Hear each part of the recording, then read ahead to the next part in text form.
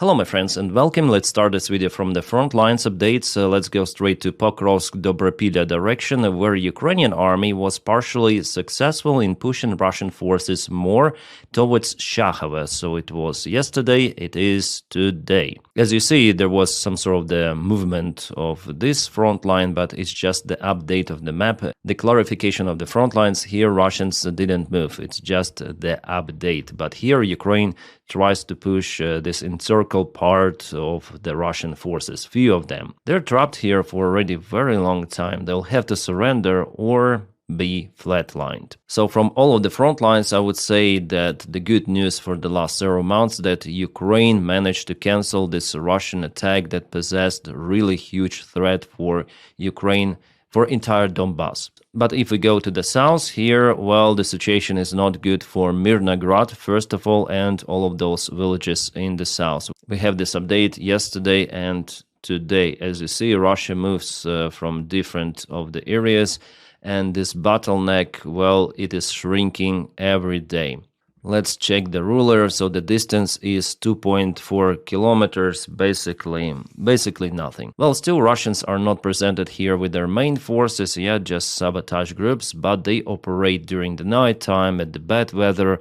So for every move in and move out towards Mirnograd and from, well, there is a big threat for Ukrainian supplies. And since it's a very small bottleneck, Russia concentrated their drone operations here, artillery, everything possible. Today, the Ukrainian commander Syrskyi mentioned that there is no operational encirclement of Ukrainian army in Pokrovsk direction, but no, it is. Operational encirclement means that enemy causes lots of the losses and makes it almost impossible to deliver supplies or to move forces out from some sort of the pocket. In this case, it's Mirnograd pocket. Yes, Ukraine may still withdraw forces from Mirnograd, but there will be losses. It means operational encirclement, not the physical one, but operational means enemy fire. So what Syrskyi says, judging on this map, is absolute nonsense. There is an operational encirclement. It is already there for many of the days.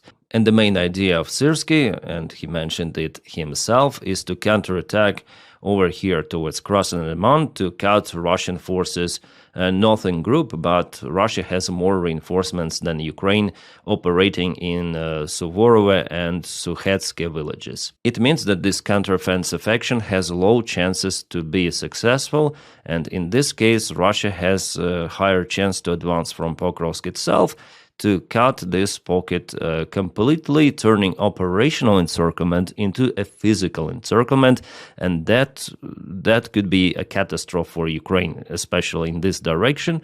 It will demoralize the Ukrainian army, Ukrainian society. So I don't know why Ukrainian command didn't withdraw the forces from Mirnograd and those villages.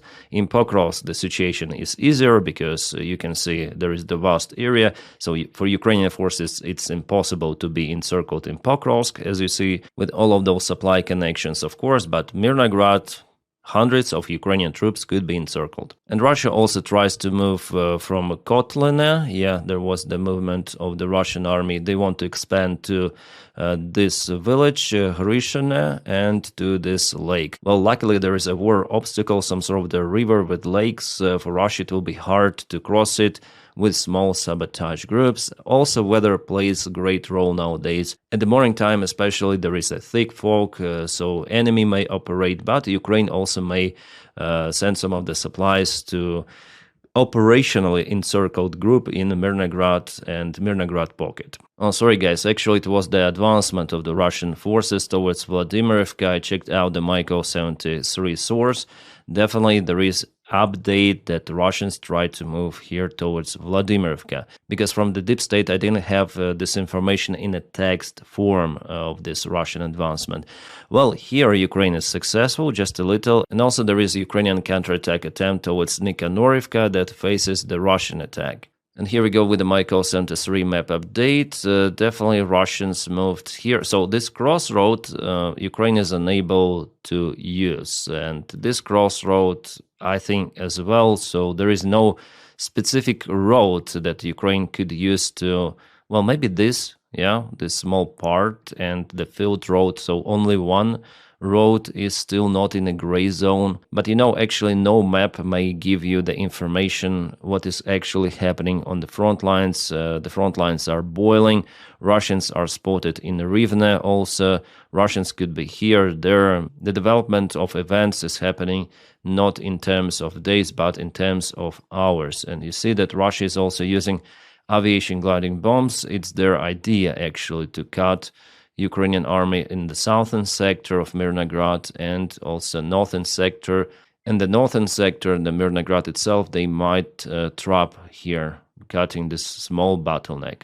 Yes, guys, unfortunately the situation on the front lines is like that, just some small limited Ukrainian counteroffensive, a local one, still successful, and I wonder why Ukrainian command didn't withdraw Ukrainian forces at the proper time. As our military officers say, there is also a difficult situation in Zaporizhia front lines. Unfortunately, Russians break through Ukrainian defense. Actually, they didn't even break through, but they bypassed some of the trenches which were built to protect the region. So you see how many flags they put, and for every flag we have the detailed information with images, confirmations, also from the Russian media sources, like for example, let's watch this video. So those are the Russian flaggers. They put their flags in every of the village. And unfortunately here in this direction, it's not just a Russian flag operation, it's the advancement of the main forces. And for the last couple of days, Russians managed to occupy at least 5 of the villages. And this is the new advancement. So still Yegorivka, Danilivka are in the gray zone, but Russians put their flags very, very far away from the previous positions. They also operate with FPV drones, and here we see one more flag. So Ukrainian defense is here in this area is very, very weak. And here I would say that Russians have already reached the main defense line of Ukraine. It is ongoing from Pokrovsk and goes southbound, all alongside the Haichu River, but this river is not very wide. As you may see, Russians, if they really want, they may cross it quite easily. There are multiple of the places, like for example here, where they may do it. Here you can see this blue, it's Ukrainian defense line and goes like that, and Russians have already penetrated it. So as I said, you bypassed. And if they cross this river, well, mainly there is nothing more which might hold them until they reach Zaporizhia. We call it operativny prostor in Ukrainian. In Russian it's оперативное пространство or operational space, the area which is not that populated, which doesn't have the natural obstacles, which doesn't have the robust defense lines. So you see this defense line goes like that. This is one more defense line, not far away from Orikhiv. I don't know why this artillery, it should be colored in blue. It's the Ukrainian loss here. And you see Russians already crossed this main defense over here. If they do it all alongside, not far away from also Dobropilya, one more same settlement as in Donbass. Basically here there is nothing to hold them, especially in this area. You see just a few of the villages. No big rivers, very flat terrain, so straightforward attack to Zaporizhia. Zaporizhia in this case could be reached in a matter of 1 year even, if Russians really break through Ukrainian defense here. Syrsky himself also confirmed the loss of 3 of the villages in Zaporizhia direction, but since that time Russians occupied 3 or 4 more. And potentially, after breakthrough, Russians have pretty much good chances to advance even faster. The goal of this operation is, of course, Zaporizhia, and from Zaporizhia they will cross the shore. They'll advance also from this side. From the right bank of the Dnieper River, they might go to Dnipro. Also, Russians will try to move from Stepnohirsk, but from this direction, actually, it's hard for them because there are so many natural obstacles. It's very difficult for them. Actually, their route is shorter, but for them it's better to advance from eastern side. And I'm already tired speaking about this guy Manko. Well, not just me, for example, this was posted, also reposted by Sternenko. I found it on his channel. So Manko, the colonel of Ukraine, continued to record TikTok saying that they defeated everyone, but actually no. Ми вже заблокували противника по мапі. I'm sure that we blocked enemy. Yeah, I see how you blocked the enemy. This is the most recent update of the Deep State military map source. 4 villages, 2 days, gone, occupied by enemy. Moreover, as I showed to you before, there is already a breakthrough Ukrainian defense line. This is Ukrainian defense line. Russians penetrated it, bypassed from the flank. But Manko is victorious. He is always winning, and he still has his position. This guy, he revealed military maps openly on his TikTok. I said about it, and somehow Syrskyi still keeps him on his position. And this guy lies openly, but it seems like for high military command, it's okay. Also, Russia is using aviation bombs, even in Pisantsy village. Maybe Ukraine is using it as supply hub or something, because it's on the road to Pokrovsk, and this bridge is already gone. Russians bombed it. They cut this part. Well, I guess if they cut this bridge, maybe they don't want to cross this river here to take Pokrovsk. Maybe they want to avoid fighting in big settlements, more or less big. Maybe they want to go definitely across this operative space to reach Zaporizhia straightforward here. The situation in Gulaipole also worsening every day. Here it's going to be, and already we see the formation of this pocket. It is understandable that Russians want to go to Zelene village, but for that they need to cross 2 of the obstacles. Here, lakes and the river, and here also some sort of, but this is small obstacle actually. And Russians propel mainly with infantry forces without armored vehicles. Well, actually Russians tried to use armored vehicles. They went to Malatek Machka, but they were ambushed, so they don't use those any longer. Russians are using the infiltration tactics, advancing with the very small groups. Then they accumulate forces in some of the settlements, taking the ruined buildings, basements, and after it they use the settlement as the bridgehead, forcing Ukrainian forces to retreat. So that's the most concerned part as for me, because you can see here's the line. Russians broke through, and sorry, not broke through, but bypassed somewhere Ukrainian defense, and they may now use Danilivka, potentially may use it as the bridgehead for the further attacks. And it might look unreal for Russia to get to Zaporizhia in the coming year or maybe 2 years maximum. But let's check out the advancement of the Russian army in this southern or southeast area for extensive period of time, for the last, let's say, couple of years. Or maybe let's take even less, not November 2024, but September, let's say 15th, 1 year and 1 month. You see how map changed, yeah? Vuhledar by the time was under Ukrainian control.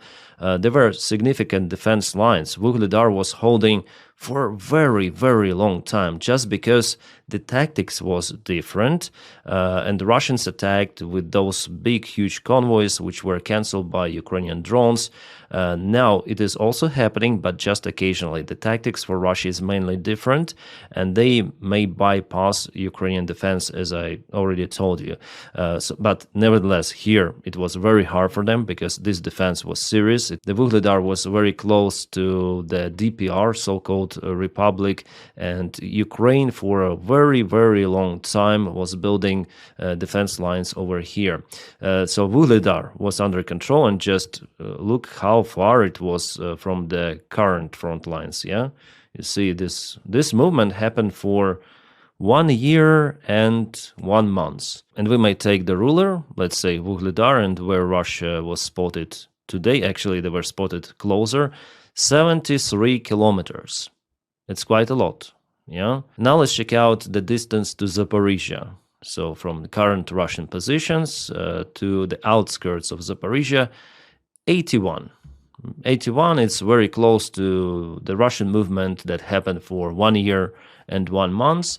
And if Russians break through Ukrainian main defense line over here, they will go forward even faster. I guarantee you, this is the operational space where they move very fast with their motorcycles, with Mad Max vehicles, even with tanks, but they will move. And Ukraine actually tried to build new defense lines, but Russians operate with their Iskander ballistic missiles, drones, Lancet drones. Also, they launch aviation gliding bomb strikes on Ukrainian engineering forces or just engineering companies who continue to build some of the defense lines. So for now, it's very unsafe now to build those, or they should be built very close to Zaporizhia already, pretty much far away from the current front lines for Russians not to reach those workers and their equipment, at least with the help of the Lancet drones. So maybe over here, close to Zaporizhia, Ukraine may build something, but all of this area, no, there is no solution to defend it. Absolutely. Already it's too late. And I would say it's the most vulnerable direction for Ukraine. In Donbass itself, like Kramatorsk, Konstantinivka, there are still robust defense lines. Also, Ukraine for years and years was building those. And Russia may advance, but with heavy losses. Here they're very slow scrolling, but in Zaporizhia direction, no, it's different. So if there are no changes in Ukrainian military command, if there are no army reforms taking, if there is basically no new reforms in Ukraine, one day we may wake up and Russian forces could be in Zaporizhia, in Dnipro, they may cross the river, they may go once again towards Kiev from the north, because in this case, Ukrainian defense would not even matter, and it's going to be a long partisan war in this case. So this is the worst scenario, but I see that we are heading towards it, unfortunately. At least right now I see it like that, and I already mentioned you many of the points in Ukraine which influence that. And mainly, Ukraine may withstand against Russian attacks, but because of the multiple of the issues within Ukraine, unfortunately, Ukraine has to retreat from multiple of the points, And here we have the situation in Konstantinivka, where Russians already entered the settlement with the same infiltration tactics. They already occupied several of the blocks of the private households, and they're moving forward, and soon there's going to be the fight for the central area, which is here is industrial one. I mean, geographically, the center of the town, right? And here are mostly private households, and this area, they're multi-story buildings. So in December, we expect already the battle for Konstantinivka full scale. So I see that the tactics for the Russian army, it changed a little. Now they don't need to go from at least two sides to get into the settlement, city, town. Before I thought, okay, maybe they're not successful in Chasiv Yar. It was their usual tactics, to bypass the city. But now they may go with a single vector and using those small groups of the forces, accumulate them in the big settlement. And for Ukraine, it is very hard to get rid of them using drones because Russia sends more and more of the forces. So now even a single vector is enough for Russia, unfortunately. And by the way, that's what we witnessed in Pokrovsk. The infiltration was coming from Zvirove and Lentovichi. Yes, so later on it split into two sides, but mainly the advancement happened from a single side. And now Russians with their small groups and partially main army group are controlling 90% of Pokrovsk. And by the way, around 5 days ago, Ukraine advanced towards the central area to the local government building. Ukrainian soldiers put the flag there on this particular building. It was filmed on a camera, but it was just made, unfortunately, here for the video. It was not the full-scale counterattack. It was done for, I think, nothing. Similar to Russian flag operations, which are happening sometimes. And now Russians moved for the last 24 hours, even advanced over here, reaching Ukrainian defense lines. But Ukrainian infantry is not presented here any longer because it's dangerous. It's all controlled, especially this bottleneck, it's controlled by drones. So the good news, as I said to you guys, is just Ukrainian counteroffensive. Zoloty Kolodyas, Ukraine was really successful here.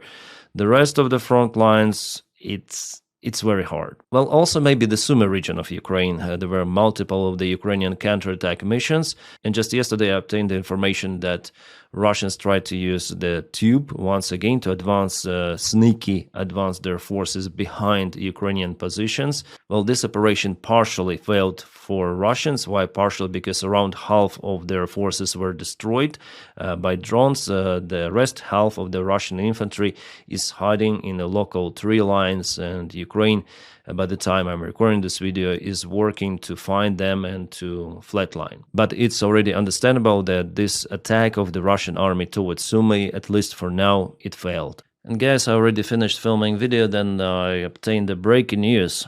There was definitely the case, then the group of the Ukrainian soldiers, several people surrendered to Russians. They had no any other options. It happened in Mirnograd, the area which is now in the pocket. And Russians today published the photo. I cannot show you it fully, that at least 3 of the Ukrainian troops were unalived by Russians, flatlined, and they are posing with those images, and our guys definitely unalived. And it's the worst case scenario I was afraid of. All the time in my videos I was comparing the situation in Pokrovsk, Mirnograd with Avdiivka that happened in 2024.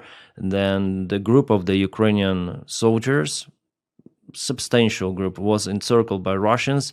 The group was not exactly in Avdiivka settlement, but very close in those villages. Many of the soldiers were wounded, they couldn't move, and because evacuation was not announced at the proper time, there was no any probability for Ukrainian command to send some evac. So they were just left. It was not possible for them to leave the area. And then the Russians came, they just zeroed everyone. They showed the photos on their Telegram channels, in their groups. It went public, and I was afraid of this scenario, Avdiivka scenario, and I see that it is already happening in Mirnograd, Pokrovsk, Mirnograd pocket. Thanks to Syrsky. Syrsky didn't give the command back then for Ukrainian army to withdraw. He doesn't give it right now. Our guys will die there, flatlined by Russians. I see it. Maybe they will try to leave with losses, but those who are wounded, there is already no possibility to send evac for them outside this pocket. Yeah, I remember lots of the events happened in the past, so I may compare, and I see that Ukrainian military command doesn't learn. There are no any upgrades, updates, no any evolution in decision making. So this article dated from February 2024, Avdiivka, Russians accused of executing prisoners of war after Ukraine withdrawals, and definitely there were shocking images, and now I shared those on my Telegram just for people to understand. Ukrainian Commander-in-Chief Alexander Syrsky says he ordered a retreat from the city in order to save soldiers' lives, but it was done too late. They were trapped. Ukrainian soldiers. Yes, of course, those are Russians who do it. This is the barbarian army. Russians are barbarians. They're crazy. But we should understand, like Ukrainian command should understand that and move the soldiers out, and then it is possible. Not wait until the final moment that then it is not possible. In Mirnograd, it could be a very bad situation for our guys. Yeah, I remember how, this is a wounded soldier. He called to his wife to record the final moment of his life. He was wounded. He said, I cannot go. There is no possibility for us to evacuate. No car is possible to get there. And he couldn't walk. So then Russians came, they zeroed him and his friends. It's terrible, guys, what is happening. And the most terrible thing that it's because of the Ukrainian military command. Syrsky. He didn't give the command to Ukrainian soldiers to withdraw at the proper time. Then Russians came to, in this case, already to Mirnograd. and they trapped Ukrainian guys, and some they potentially take to the Russian prisons, and maybe those who are wounded, they didn't want to mess with them, and they flatlined those soldiers. The worst case scenario, guys. The worst case. I was afraid of it. I was speaking about it, I guess, in every of the video for the last few weeks. Then I spoke about Pokrovsk and Mirnograd. Confirmed. The worst case scenario confirmed. Exactly. Avdiivka 2.0. Very, very, very bad. Sorry, I already recorded the video, and news emerged, and I decided to put it, so I'll put it closer to the end of the video. And guys, what I want to say that despite those corruption scandals, despite the situation on the front lines, I call you to support Ukraine in a way you can support Ukraine, because after all, Ukraine is not about those politicians. Ukraine is about people, about freedom, and our people chose to be the part of the democratic world, not with Russia. And if we close the eyes on Ukraine right now, it's a very hard time actually for our warriors on the front lines. So if we ignore them, if we say, like Orban says right now, that, oh, there's the corruption scandal in Ukraine, we should cancel the support. No, now Ukraine needs the support. If you want, really, you need to find out some sort of the trusted fund or trusted persons out there. I would not suggest you to connect to Ukrainian government nowadays to support. Yeah, some Brussels officials, they may do it like via government, but personally I call you to support guys in different way, like with some of the organizations whom you may trust. You may ask me what kind of the organizations. I don't know, honestly. I cooperated with your Finnish friends because I know one of the volunteers, Imania, and because I trust her, I basically fundraise some of the money for fire truck, for some of the cars for our guys on the front lines. And also I support the guys whom I know personally with private fund transferring, that's it. But yes, judging on what is happening for Ukraine is going to be very, very difficult, especially if there are no any reforms, nothing. Yeah, guys, sorry again for this kind of the pessimistic video for the second day consecutive. This evening I'm gonna record one more video with some of the positive news. Yes, we have those, but I don't want to make this particular video very long, just, frontline updates for you to see the real picture of what is happening. I'm not making up this information that I tell you. We see what is happening on those military maps. They're available for public use in public sources. I also read the comments from our experts, our volunteers, our officers online, and my commentary is based on their judgment of the situation and my own personal logic. And thank you guys for your positive comments under the previous video, which I dedicated for this big corruption scandal in Ukraine.